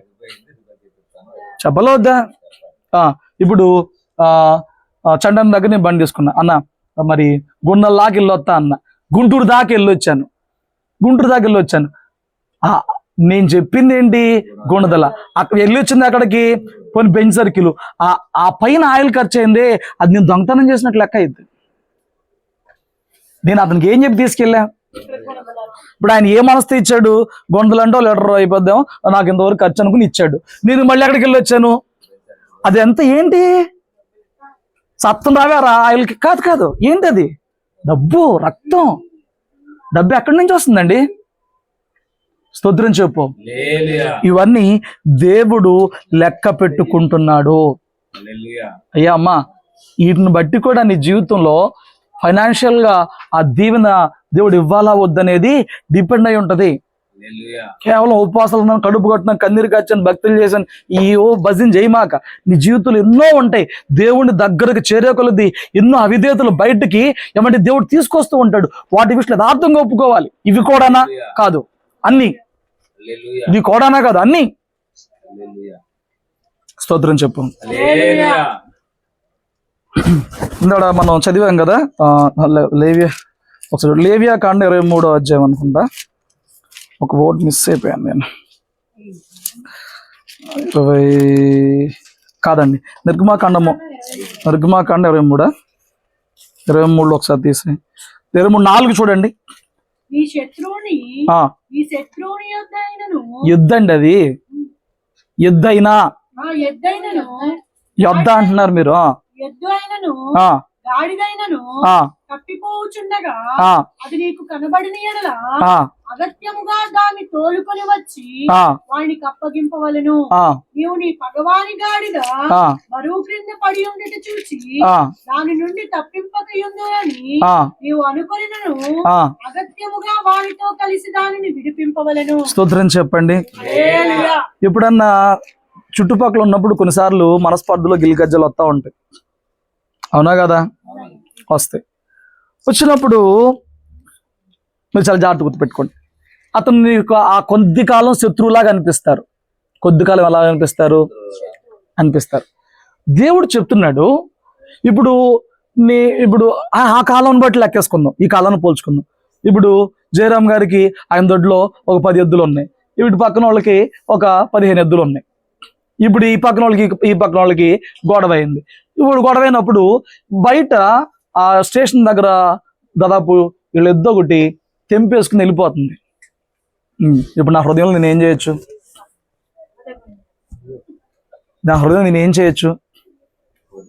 పోనీ వీడికి ఇట్టాగే జరగాలి అని చెప్పి అది నువ్వు చూసిన తర్వాత ఎదుటివాడు నష్టపోతున్నప్పుడు నువ్వు వదిలేయకూడదంట. ఏనావో వాక్యం దేవుని దగ్గర ఏనావో, ఎద్దు కానీ గాడిది కానీ నీ పొరుగువాడు తప్పిపోతుంటే, నీ పొరుగువాడు నష్టపోతుంటే నువ్వు కళ్ళారా చూస్తూ ఊరుకోవడానికి వీల్లేదు. స్పర్ధలు ఎట్లా ఉన్నప్పటికీ కూడా అపాయంలో ఆపదలలో ఆదుకునే వారిగా మనము ఉండాలి. దేవుడు నేర్పిస్తున్న కట్టడలు అండి ఇవి. బరువు కింద ఏదన్నా గుంట్లోనో పడిపోయింది అనుకో, ఏమండి సావని నీ పొరుగువాడి మీద కచ్చి ఆ వస్తువు మీద చూపించకూడదు, ఆ జంతు మీద చూపించకూడదు. అలా చూపించావా దేవుడు లెక్క పెట్టుకుంటాడు. హల్లెలూయా. ఇవన్నీ ఏం చెప్తున్నాయి అని అంటే, నువ్వు నీ పొరుగువాడి మీద ప్రేమ చూపించాలని చెప్పని, నీ పొరుగువాడి విషయంలో ఏమంటే బాధ్యత కలిగి, వారు ఎవరో కాదు, వారు మన సహోదరులే కాబట్టి వారి గురించిన బాధ్యత తీసుకుని మనం బ్రతకాలని చెప్పని దేవుని వాక్యం ఎంతగానో మనకి నేర్పిస్తుంది. చూడండి, రాత్రి మరొక విషయం ఎదురు పెడతాను. లేవియాకాండం 19వ అధ్యాయము, 19వ అధ్యాయం 9వ వచనం నుంచి మళ్ళీ చదవండి. రాత్రి చెప్పిన మాటలే. పోయినప్పుడు నీ పొలము యొక్క ఓరలను పూర్తిగా కోయకూడదు, నీ కోతలో పరిగెను ఏరుకొనకూడదు, నీ ఫలవృక్షముల తోట పరిగెను కూర్చుకొనకూడదు, నీ ఫలవృక్షముల తోటలో రాలిన పండ్లు ఏరుకోకూడదు, పేదలకును పరదేశులకును వాటిని విడిచిపెట్టవలెను. చూడండి, నేను మీ దేవుడని యెహోవాను, మీరు దొంగలింపకూడదు, బొంకకూడదు, ఒకరితో ఇన్నాడు మీకు చెప్పాను. చూడండి, బొంకితే ఏదైనా అడిగినప్పుడు నువ్వు చూసావంట కదరా, చూడలా బొంకావు, నువ్వు తీసావంట కదరా, తీలా బొంకావు, నీకు ఇచ్చాడంట కదరా, నాకు ఇవ్వలా బొంకావు. ఇలాంటి బొంకినప్పుడు ఏం జరిగిద్ది అని అంటే వాడు దోష అయిపోతాడా. మీరు ఆ పేర మొత్తం చదువుకుంటారండి. వాడు దేవుని మందిరానికి వచ్చి ఏమండి వాడి పాపాన్ని ఒప్పుకుని, ఇప్పుడు నేను సాయి దగ్గర 1000 రూపాయలు కాజేసాను అనుకోండి, లేదా అతను నాకు ఇస్తే ఇవ్వలేదని బొంకాను అనుకోండి, 1200 ఆయన కట్టాలి. చేసిన తప్పుకు ప్రతిఫలంగా, నేను చేసిన తప్పు ప్రతిఫలంగా 1200 రూపాయలు ఆయనకి ఇవ్వాలన్నమాట. 20% ఎక్స్ట్రా ఛార్జ్ ఆయనకి రిటర్న్ ఇవ్వాలి. పైపెచ్చు దేవుని దగ్గర దోషం కాబట్టి గొర్రె పిల్లలు మేకపిల్లలు తెచ్చి అర్పణ చేయాలి. అది 10 రూపాయలు కానీ అంతే, 1000 రూపాయలు కానీ అంతే. అంత దోషం అంటది. మిమ్మల్ని దేవుని దగ్గర పాపం అయిపోయి కదా. దేవుని వాక్యం ఏం సెలవిస్తుందనంటే, రాత్రి మీకు చెప్పినట్లుగా వాళ్ళు తమ పంటలో పరిగెను వదిలేయాలి. ఇప్పుడు ఒక మామిడి చెట్టు ఉందండి, మామిడి చెట్టు ఉంది. ఇప్పుడు ఈ మామిడికాయలు కోసుకుంటాకి వెళ్ళా 100 కాయల్లో 80 కొయ్యాలి, 20 వదిలేయాలి. వాళ్ళకి ఒలివల తోట ఉండేవి, ద్రాక్ష తోటలు ఉండేవి. వాళ్ళు కోసినప్పుడు ఆ 20% చెట్ల మీద లేని వారికి వదిలేయాలి. వినండి, దేవుడు నీ పొరుగువాడి కోసం నువ్వెంత ఖర్చు పెట్టరా, నీ సంపాదనలో, నీ కష్టజితుల్లో పొరుగువాడికి ఇంత అండగా నిలబడరా అని చెప్పని ఇంతగా నేర్పిస్తుంటే, మనం పొరుగువాడిని దోచుకునేలాగానో, పొరుగువాడిని ఆశించేలాగానో, పొరుగువాడికి అన్యాయం చేసేలాగానో ఉంటే దేవుడు ఈ విషయంలో చూసి ఊరుకుంటాడులే అని చెప్పి నువ్వు అనుకుంటున్నావా? ఏమండి, ఆ మాట జాగ్రత్తనండి.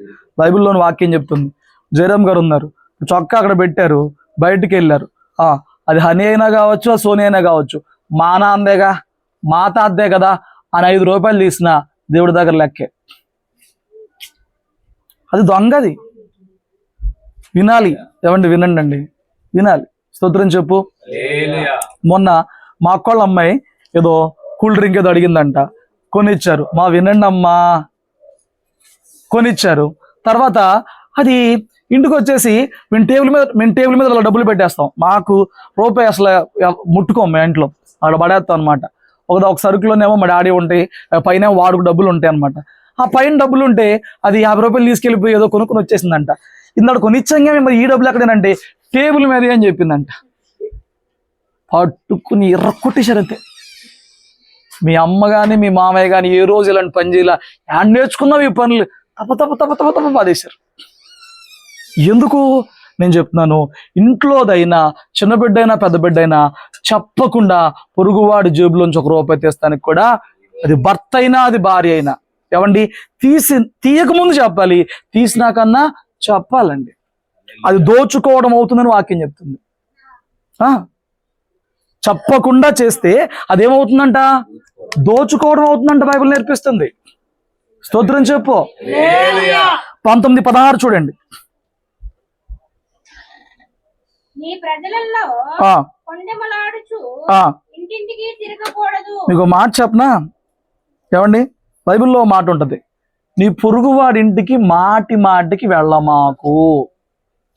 సామెతల్లో మాట ఉంటది, ఎక్కడికి వెళ్ళొద్దంట, నీ పొరుగువాని ఇంటికి, అన్నదమ్ముల ఇంటికి కాదండి వెళ్ళొచ్చు, పొరుగువాని ఇంటికి మాటికి వెళ్ళమాకు. ఏమండి, ఇప్పుడు పొరుగువారి ఇంటికి వెళ్ళామండి, నిజంగా చెప్పు ఎంత అవసరం ఉంటుంది ఇన్ని మాటలు ఉంటాయి. బట్ నువ్వు వెళ్తే ఎంతసేపు ఉంటావు? ఆ గంటలో నీ గురించి వాళ్ళ గురించి వస్తాయి ఆ మాటలు. చెప్పాడు, కుండాలు వస్తాయంట. కుండాలు చెప్తారంట. వాడున్నాడే వాడెట్టాగా కుండాలు వస్తాయంట, వీడెట్టాగా అదెట్టాగా ఇదెట్టాగా కొండెములు, అది నన్ను ఎట్లా అంది, కుండాలు వస్తాయంట. చూడండి, మాటికి పొరుగువాడి ఇంటికి వెళ్తే వాడు అసహించుకుంటాడంట. అసహించుకుంటారంట. పొరుగువాడి ఇంటికి మాటికి వెళ్ళకూడదు. దేవుడు ఎన్ని నేర్పిస్తాడు చెప్పిన. ఒకరోజు అచ్చంగా పొరుగువాడి ఇంటికి వెళ్ళొద్దని చెప్పి శనివారం వాక్యం చెప్పా. సోమవారం నాడు ఇక్కడ చెప్పానా, ఒకసారి సోమవారం నాడు ఒక ఆవిడ వచ్చింది నా దగ్గరికి. నువ్వు చెప్పేది ఏంటంటే పద్దానికి భయం వేస్తుంది తెలుసా అన్న. మేము పొద్దా కలుసుకు కూర్చొని మాట్లాడుకుంటాం, నాడు చెప్పిన కాడి నుంచి రావాలంటేనే భయం వేస్తుంది ఇంటికి అంటుంది. ఏంటంట, పని ఉంటారా, ఎవరు రావద్దనండి నిన్ను, కూర్చుని ప్రార్థన గంట చెప్పుకో దేవుని వాక్యం, అది పాపం అయితే నీకు, కూర్చో. ఇప్పుడు ఏంటి, 2 కుటుంబాలు ఉన్నాయా, సాయంత్రం పట్టేసుకొని కూర్చోండి, ప్రార్థన చేసుకోండి. దేవుడు దీన్ని పవిత్రంగా ఇస్తాడు కానీ అపవిత్రంగా ఎందుకు ఇస్తాడు? ఏమండి, ఇక్కడ ప్రార్థన జరిగే స్థలంలో అందరూ చూస్తా చేరి 10 మంది గురించి చండాలంగా చెప్పుకుంటాను, అరుసుకుంటాను, కేకలేసుకుంటాను, తప్పు అయితే దేవుడి దృష్టికి కానీ, దేవుడు దాన్ని తప్పుగా ఇస్తాడు. కానీ ప్రార్థన కూడుకో, నాకు భయం పద్దాగను చెప్తుండే. నేను చెప్పట్లేదమ్మా, బైబిల్లో ఇవన్నీ కూడా పొందుపరిచాడు దేవుడు. హల్లెలూయా. అందుకే 18వ వచనంలో అంటాడు, ఈ మాట చెప్పిన ముందుకెళ్తాను చూడు.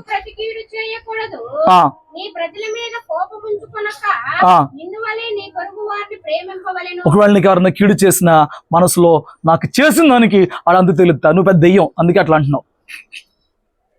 నాకు చేసిన దానికి వాడు చేసి చూపిస్తా. ఏం చేసి చూపిస్తావు? పగ తీర్చుడు నా పని అని చెప్పాడు దేవుడు. ఇప్పుడు అలాగని చెప్పిన ప్రార్థనలు, అయ్యా అడికి బుద్ధి రావాలయ్యా, అడి కళ్ళు పేలిపోవాలయ్యా, అడి పెన్ను అవడం తినాలయ్యా, ఇటువంటి ప్రార్థన చేయమాక. భయంకరంగా ఉంటారండి పరిపక్వత లేని మనసుతో. ఏమండి, ఒకడు నీ కీడు కోరుతున్నాడంటే దాని వెనక దేవుడు మేలు కోరుతాడు. హల్లెలూయా. నువ్వు వాడి కీడు కోరు మాకు. ఒకడు నీ కీడు తలపెట్టినా దేవుడు దాన్ని మేలుగా మారుస్తాడు. హల్లెలూయా. ఒకడు నీ గుంట తవ్వినా దేవుడు దాన్ని సింహాసనంగా మారుస్తాడు. నువ్వు ఎప్పుడు నీకుగా ఆ వ్యక్తికి ఏదైనా ప్రతీకారం చేద్దామని చూడమాక. దేవుడు చివరిగా చెప్తున్నమాట, నిన్ను వలే నీ పొరుగువాడిని ప్రేమించు. హల్లెలూయా. సమాజంలో క్రైస్తవులంగా మనం ఉన్నామంటే మన కుటుంబాల్లో ఉన్న ప్రేమతో ఐక్యతతో మాదిరి చూపించడంతో పాటు వారిని మన కుటుంబంలో ఒకరిగా చేర్చుకోవాలి. ఏమండి, ఈ మధ్య వచ్చిన ఒక పెద్ద గొప్ప సంఘర్షణ ఏంటో చెప్పనా? ప్రార్థన చేస్తున్నారంట. ప్రార్థన చేసే కుటుంబంలో వాళ్ళ తల్లిదండ్రులు ప్రార్థన కాదంట, వాళ్ళ తల్లిదండ్రులు చచ్చిపోయారు. కొడుకు వచ్చి నేను ఏమంటారు పెట్టను అంటాడు. పెట్టు, ఇప్పుడు ఏం నష్టం? పెట్టు, ఏం నష్టం? ఏమైంది? బొంద పెట్టినా ఆ మట్టిలో కలుగుతారు, కాలు చేసినా ఆ మట్టిలోనే కలుగుతారు, చివరికి వాళ్ళు కలవాల్సింది మట్టిలోనే. ఇప్పుడు వాళ్ళ ఆ పద్ధతిలో ఉన్నారు, బంధువులు వచ్చి ఆ పద్ధతిలో ఉన్నారు. నువ్వు ఏ టెంకాయలు కొట్టమాక, ఏ వంకాయలు కొట్టమాక కానీ తీసుకెళ్ళి కాల్చిపడే, ఏం నష్టం? దేవుడు నిన్ను కూడా కాల్చేస్తాను రా అంటూ స్తోత్రం చెప్పు. హల్లెలూయా. ఏమండి, నీ పొరుగు వారు ఏదన్నా వారికి సంబంధించిన పండుగలు చేసుకుంటున్నప్పుడు వాళ్ళని విష్ చేయి, happy Diwali, happy Sankranti wish చేయి, తప్పేముంది. కానీ నువ్వు విగ్రహారాధన సంబంధమైన దేవుళ్ళు ఇన్వాల్వ్ అవ్వద్దు. నీ పొరుగువాడు పెళ్లికి పిలిచి ఎల్లు అని బైబిల్ చెప్తుంది. నీ పొరుగువాడు అన్యుడు నిన్ను భోజనానికి పిలిచినప్పుడు వెళ్ళు వాక్యం. కొన్ని సంఘాల్లో ఏం నేర్పిస్తున్నారంటే వాళ్ళు ఇళ్ళకే మీరు వెళ్ళొద్దు, ఇళ్ళలో మంచులు తాగొద్దు. ఏమండి, అది పాపం కడతారంట. ఈరోజు మీకు అట్లా నేర్పించాను పొరపాటునే ఉన్నా జ్ఞాపకాల్లో. నాకు ప్రేమతో సంపాదించాలి, మనుషుల్ని ప్రేమతో సంపాదించుకోవాలి. మొదట మనం ప్రేమ కనపరచాలి, ప్రేమ చూపించాలి. నిన్ను వలే నీ పొరుగువాడిని ప్రేమించు. మతంతో కాదు, మనిషిగా ప్రేమించు, మనసుతో ప్రేమించు, మతంతో ప్రేమించక. స్తోత్రం చెప్పు. ఏమండి, అలాగనుకుంటే ఎవరో పాస్టర్ చెప్పారు, మాకుంటూ సపరేట్ దేశం ఇచ్చేయండి. మనం అంటూ క్రైస్తవులు సపరేట్ దేశం పెట్టుకుంటే ఏమన్నా మారుద్దాం? మనం అంటూ వెళ్ళిపోయి సపరేట్ దేశం పెట్టుకుంటే ఎవరిని మారుతాం? నేను అంటున్నాను, ఇక్కడే ఉండు, ఇక్కడే బ్రతుకు, వారిని ప్రేమించు. ఈ విషయాలు ఏమైనా నువ్వు కనుక తప్పుడుగా నీ జీవితంలో కలిగి ఉంటే ఇవి నీకేమైపోతాయి అనంటే ఇవి నీకు దోషముగా మార్చబడతాయి అని చెప్పని గుర్తుపెట్టుకో. కాబట్టి రాత్రి చెప్పినట్లుగా నీ కుటుంబంలో నీ ప్రవర్తన చూస్తున్న దేవుడు సమాజంలో ఇతరుల పట్ల, నీతో పొరుగువారి పట్ల నీ ప్రవర్తనను కూడా చూస్తున్నాడు. బొంకుతున్నావా? కొండెములు చెప్తున్నావా? అబద్ధాలు చెప్తున్నావా? చెడు ప్రచారం చేస్తున్నావా? ఎదురు వ్యక్తి రూపాయిని ఆశపడుతున్నావా? ఎదురు వ్యక్తి నష్టపోతుంటే కళ్ళు అప్పచెప్పి అట్లాగా చూస్తున్నావా? ఏమండి, ఇవన్నీ దోషమే. ప్రేమ ఉన్నోడు ఎప్పుడు కూడా ఎదుటి వ్యక్తి ఏ రీతిగా నష్టపోయినా ఒప్పుకోడండి. ఆమేన్. హల్లెలూయా. నువ్వు ఒకవేళ దీవించబడకపోవడానికి నీ గదిలో ప్రార్థన బాగున్నా పొరుగువారితో ప్రవర్తన బాగాలేదేమో. నువ్వు దీవించబడకపోవడానికి, నీకు దేవుని దగ్గర సరైన బహుమానం రాకపోవడానికి, నువ్వు దేవుని దగ్గర బాగున్నా లోకంలో నీ ప్రవర్తన బాగోలేదేమో. నువ్వు సంఘంలో మంచిగా యాక్టింగ్ చేస్తున్నా సమాజంలోకి వెళ్ళి నాకు ఒరిజినాలిటీ బయటకు వచ్చేస్తుందేమో. మార్చుకునే ప్రయత్నం చేయి. దేవుడు ఎందుకు దీవించుడు? ఆయన హస్తం గురిచైపోయిందా? అసలు ఆయన దీవిస్తే ఆ దీవుని పట్టుకుంటానికి లెక్కేసుకుంటా కన్నా మనకు తెల్లారిద్దా? సరిపోద్దా? పట్టజాలని మేలు ఇచ్చే దేవుడు కాదు. అలాంటి దేవుని దగ్గర ఉసూరుమంటే నీ ప్రాణం ఎందుకు పెట్టుకుంటున్నావు? నీ ప్రవర్తనే, నీ క్రియలే, నీ పరిపక్వత, నీ హృదయమే ఎదుగుతానికి, దేవునిలో ఎదిగి దేవుని సంతోషపడటానికి ఆరాటపడిన నీ వ్యక్తిత్వమే, ఇంక నువ్వు లోకాన్ని, లోకాసులు, శరీరాన్ని ప్రేమిస్తున్న నీ మనస్తత్వమే దేవునిలో నీ దీవెనలకి అడ్డుగా మారిపోతుంది. ఆమేన్. ఇప్పటికే సమయం చాలా అయిపోయింది. ఇంకొక మాట తర్వాత ఇంకా వివరంగా చెప్తాను. ప్రస్తుతం ఒక్క మాటలో చెప్తాను చూడండి. సంఘం గురించి ఒక మాట చెప్తాను. 1 కొరింథీయులకు రాసిన పత్రిక 12వ అధ్యాయం 12వ వచనం. సంఘం గురించి ఒక మాట చెప్పి నేను ముగిచ్చేస్తాను చూడండి. 12. శరీరము ఏకమై ఉన్నను అనేకమైన అవయవములు కలిగి ఉన్నదు, ఎలాగూ శరీరము యొక్క అవయవములన్నీ అనేకములై ఉన్నను ఒక శరీరమై ఉన్నను అలాగే క్రీస్తు ఉన్నాడు. ఎలాగునగా యూదులమైనను గ్రీసు దేశస్థులమైనను రాజులమైనను స్వతంత్రులమైనను మాత్రమైనను ఆ, మనమందరము ఒక శరీరములోనికి ఆ. ఒక ఆత్మయందే బాప్తీసము పొందితిమి. చూసారు ఇప్పుడు చూడండి, క్రీస్తులోకి వచ్చిన తర్వాత ఇక్కడ కులము మతము ప్రస్తావన లేదు. క్రీస్తులో ఎలా మార్చబడ్డామయ్యా, సంఘం అనే దాన్ని ఎలా పోలుస్తున్నాడు అనంటే, యేసు ప్రభు వారు శిరస్సుగా ఉన్నాడంట, క్రైస్తవులందరూ కూడా అవయవాలుగా ఉన్నారంట. హల్లెలూయా. మన సంఘంలో ఎలాగుండాలయ్యా అనంటే ఒకరికొకరు అవయవాల్లాగా జీవించాలి. ఎలా జీవించాలండి? ఒకరికొకరు అవయవాలుగా. వాస్తవం చెప్పండి, సంఘంలో మనం అలా జీవించగలుగుతున్నామా? సంఘంలో మనం పొరుగువాడిని ప్రేమించగలుగుతున్నామా? వాస్తవానికి అసలు ఇటు నుంచి మొదలు పెట్టాలి. నువ్వు సంఘంలో సహోదరుణ్ణి ప్రేమించడం చేత ఉన్నప్పుడు నీ తోటి సమాజంలో ఉన్న మరొక వ్యక్తిని నువ్వు ప్రేమిస్తావా? అసలు ఇటు నుంచి వెళ్ళాల్సిందేమో వాక్యం. ఏమండి చూడండి, ఎందుకు చెప్పనా, సంఘానికి ఒకటి కొత్తగా వచ్చి ప్రేమిస్తాం. వాటికి నీ జీవితం తెలిసిపోయినాక, వాటికి నీ లోతులు తెలిసిపోయినాక, వాటికి నీకు లోపాలు తెలిసిపోయినాక వాడు నీకు తక్కువైపోతాడు. వాడు నిన్ను కలిపేసుకుని మాట్లాడితే, వాడు నిన్ను తేలిగ్గా మాట్లాడేస్తే వాడు నీకు తక్కువైపోతాడు, వాడు నీకు చీప్ అయిపోతాడు. అదే సందర్భంలో పాతోడు చీప్ అయిపోతాడు, వాళ్ళు కొత్తగా వాడు వస్తుంటే ఎక్కువైపోతాడు. ఎందుకు అట్లాగా? మన రహస్యాలు తెలిసిపోతున్నాయి. కొత్త ఒక వింత అలా ఉంటది కొందరు సంఘాల్లో. అమ్మా అదే కొత్త అంటే ఏదో ఏదో నా మాట జాగ్రత్తనండి. కొత్తోడైనా పాతోడైనా సంఘంలో ఒక వ్యక్తి ఉన్నప్పుడు దేవుడు ఒక శరీర అవయవాన్ని ఇచ్చినట్లుగా, ఏమండి ఇప్పుడు శరీరంలో ఏ భాగానికన్నా నొప్పి వస్తే నాకు నా బాడీలో చేతులు ఇష్టం, కాళ్ళు ఏమైపోయినా పర్లేదని అవడం చెప్పుకుంటాడా? చెప్పుకోరు కదా. దేహము దాని అనుదిన పనులు జరగాలంటే ప్రతి అవయవము సవ్యంగా పనిచేస్తేనే దాని పని జరిగిద్ది. సంఘము సవ్యమైన రీతిలో ఎదగాలంటే సంఘంలో ప్రతి ఒక్కరు ఒకరికొకరు సపోర్ట్ చేసుకోవాలి. ఇప్పుడు నేను షూ వేసుకోవాలనుకో, షూ కాలుకి వేసుకుంటాం కాబట్టి నాకేం పని అంటే ఎక్కదు, అది దాన్ని చక్కగా తీసుకుని దాన్ని ఎక్కించుకోవాలి. అంటే ఇప్పుడు దీనికి సాయం చేయవద్దా? ఇంకోటి చెప్పన, షూ వేసుకునేటప్పుడు ఈ పని చేయాలి. ఏంటి ఆ లోపల ఏముంటాయో నాకు తెలియదు. నేను పద్దాగేసుకునేటప్పుడు లైట్ వెళ్తులో చూస్తే లోపల ఏమైనా కూర్చున్నాయేమో అని చెప్పని ఈ పడితే అయ్యే దొరతాయి. మాకు ఊరి బయట ఉన్నాం కదా, దొరతాయి అనమాట. ఇప్పుడు వేసుకునే కాలకలేని చెప్పి నాకెందుకు నీ మూసుకుంటే పని అయిద్దా? అవ్వదు. అలాగే వాక్యం పోలుస్తుంది, ఆయన శిరస్సు అయి ఉంటే మనం అందరమునంట ఒకరికొకరికి అవయవాలుగా ఉన్నాము.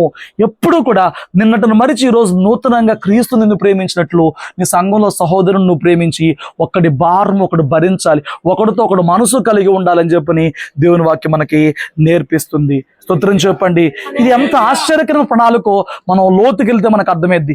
ఏమంటే సేవకుడు ఎక్కడ వాడు, విశ్వాసంగా నువ్వెక్క వ్యక్తివి, వస్తున్న వారు ఎక్కడ వారు, ఏమన్నా మునుపు ఒక ప్రణాళిక, ఒక ఆలోచన, ఒక ఉద్దేశం మనకు అసలు ఉందండి? ఎవరు కలిపారు మనల్ని? ఏ నామంలో ఏకమవుతున్నాం, ఏ పేరట ఏకమవుతున్నాం, ఎవరిని బట్టి సహోదరులం అయ్యాము? దేవుడిని బట్టి. ఇది దేవుడిచ్చిన కుటుంబం. ఈ దేవుడిచ్చిన కుటుంబంలో నీ వలన ఐక్యత కాపాడబడి, నీ వలన ప్రేమ, నీ వలన ఏమండి ఆ ఎదుగుదల పెరగాలి తప్ప నీ వలన ఏమండి హృదయానికి గాయము, తేడా, విభజన రాకూడదు. జాగ్రత్త. దేవుడు దీన్ని అసలు సహించడు. సంఘము జోలికి వచ్చినప్పుడు సంఘానికి నీ వలన మేలు కలగాలి, కానీ నిన్ను ఉంచిన చోట నువ్వు దీవెనగా మారాలి, కానీ సంఘానికి ఏమాత్రమో నన్ను నష్టం కలిగిస్తే ప్రభు అస్సలు సహించడు. కాబట్టి నేను అంటున్నాను, సంఘములో మనము ఒకరికొకరు అవయవాల్లాగా ఉండాలి. ఇప్పుడు కాలుకి ఎదురు దెబ్బ తగిలిందనుకో, ఇప్పుడు ఈ చెయ్యల్లి పనికి మళ్ళీ కొట్టిద్దండి. ఆయింట్మెంట్ రాసేది ఆ చెయ్యాలి. మరి మన సంఘంలో ఎట్లా ఉంటాం? ఏమండి, సంఘంలో ఎవరన్నా బాధలో ఉన్నప్పుడు, ఎవరన్నా నష్టపోయినప్పుడు, ఎవరన్నా ఇబ్బందుల్లో ఉన్నప్పుడు మరి మనం ఎట్లా ఉంటాం? స్తోత్రం చెప్పండి. నీ సహోదరుల విషయంలో నీ బాధ్యత ఎట్లాగా ఉంటుంది? ఏమండి, ఇవన్నీ పెద్ద పెద్ద సంఘాల్లో అవ్వనివ్వాలండి. కానీ దేవుడు ప్రతి పత్రికలో కూడా సంఘంలో ఉండాల్సిన ప్రేమానురాగాల గురించి రాపించాడు. వాటితో పోల్చుకుని అక్కడికి వెళ్తాం, టీవీ ముందు కూర్చుంటాం, కాసేపు టైంపాస్ బటని అయిపోద్ది, వచ్చేస్తామనంటే ఎదగడానికి అది సరిపోదు. ఈ వారం ఒకటి పక్కన కూర్చున్నా, వచ్చే వారం ఒకటి పక్కన కూర్చున్నా, పై వారం ఒకటో పక్కన కూర్చున్నా, ఏమండి ఎదగడానికి అది సరిపోదు. నువ్వు ఏ చోట నాటబడుతున్నావో, ఏ చోట సావాసం చేస్తున్నావో, సహోదరులతో కలిసి ఏకమించే మనసుతో దేవుని పరిచయలో ఒక భాగంగా మార్చబడాలి. హల్లెలూయా.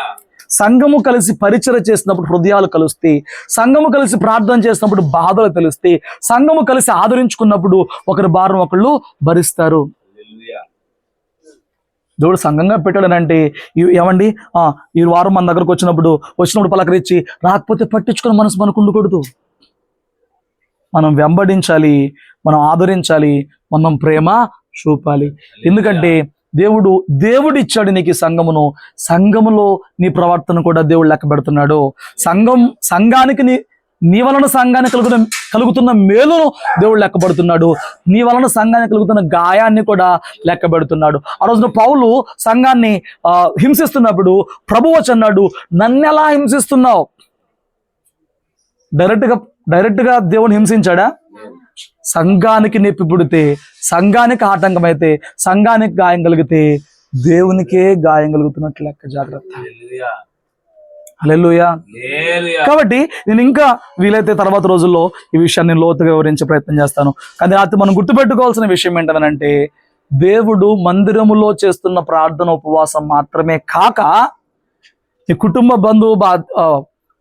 బాంధవ్యాలు, బంధుత్వం విషయంలో, బాధ్యతల విషయంలోనూ, సమాజంలో క్రీస్తు వలె నువ్వు ప్రవర్తించాల్సిన ప్రవర్తన విషయంలోనూ, సంఘంలో నీ భుజం మీద పెట్టిన భారం విషయంలోనూ, తోటి వారితో నీ ప్రేమానురాగాల విషయంలోనూ, సేవకుని చేతికుంద అణిగి ఉండే విషయాలు కూడా లెక్కిస్తూ నీకు ప్రతిఫలాన్ని, బహుమానాన్ని నిర్ణయిస్తున్నాడు. కాబట్టి కేవలం సంఘంలో పెద్ద ఆత్మీయులాగా ఏమవచ్చు, బిల్డప్ ఇవ్వడమే కాకుండా ప్రతి చోట, ప్రతి పరిస్థితుల్లో, ప్రతి వ్యక్తి దగ్గర నీ ఆత్మీయతను నువ్వు కనపరిచి దేవుని సంతోషపెట్టు. ఆయన దీవిస్తే పట్టుకోగలిగిన వాడెవడు